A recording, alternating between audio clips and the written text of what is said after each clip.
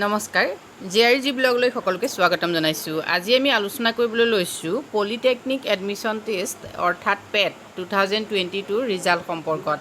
ইতিমধ্যে বহুতো ষ্টুডেণ্ট তোমালোক আছা যিসকলে পেট পৰীক্ষাত দি থৈছা, তেওঁলোকৰ বাবে এটা ভাল খবৰ।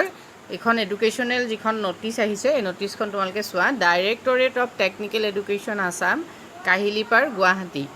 Educational notice polytechnic admission test PET 2002 results.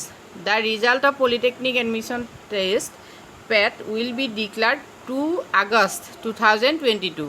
অৰ্থাৎ 2 আগষ্টত পলিটেকনিকৰ ৰিজাল্ট ঘোষণা কৰা হ'ব। যিসকল ছাত্ৰ ছাত্ৰীয়ে ইতিমধ্যে পৰীক্ষা দিছিলা তেওঁলোকে ৰিজাল্ট ল'বৰ বাবে সাজু হোৱা।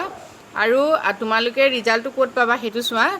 অনলাইন তোমালোকে ৰিজাল্টটো ল'ব পাৰিবা https://dte.assam.gov ইনত তোমালোকে ৰিজাল্টটো ল'ব পাৰিবা। তোমালোকে এইটো https://dte.assam.gov.in ফৰ্মত তোমালোক যাবা, ইনত যাবা আৰু তোমালোকে যি তোমালোকৰ চেক কৰিবৰ কাৰণে ৰিজাল্টৰ বাবে কি কৰিবা, পলিটেকনিক এডমিশ্যন টেষ্ট 2022 ৰিজাল্টছ সেই লিংকটোত তোমালোকে টিপিব লাগিব আৰু তোমালোকৰ ৰোল নাম্বাৰ আৰু ডেট অফ বাৰ্থ দিলে তোমালোকে ৰিজাল্টটো পাই যাবা। গতিকে যিসকল ছাত্ৰ ছাত্ৰীয়ে পৰীক্ষা দিছিলা তেওঁলোকৰ বাবে নিশ্চয় এইটো ভাল খবৰ হ'ব, যিহেতু 2 তাৰিখে ৰিজাল্ট দিব পলিটেকনিকৰ পেটৰ ৰিজাল্ট দিব।